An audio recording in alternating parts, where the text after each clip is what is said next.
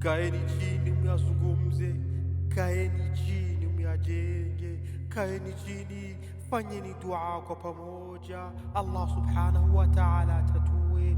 Waislamu, zama tunaishi zama za kukimbilia kutalikiana, zama za kukimbilia kuvunja udugu, zama za kukimbilia kuvunja kila mpango. Almuhimu tu mimi ndio nionekane mshindi. Wallahi tunaenda kinyume. Uislamu sio hivyo. Uislamu haujatufunza hivyo.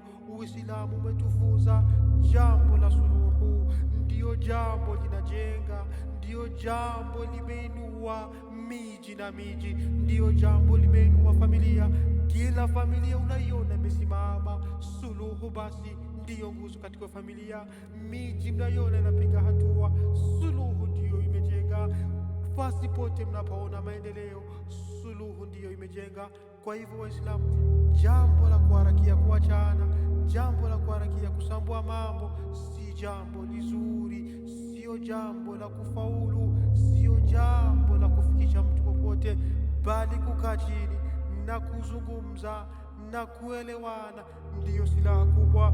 Qala Allahu ta'ala, wasulhu khair, wasulhu khair. Allah kasema suluhu ndio jambo la kheri, maongezi, kuzungumza. Kaeni chini myajenge, mkikwaruzana kidogo, kaeni chini myajenge. Jambo lolote limewatokea, kaeni chini myajenge.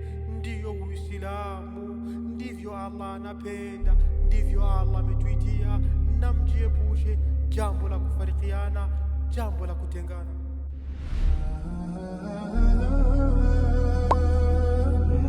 Oh.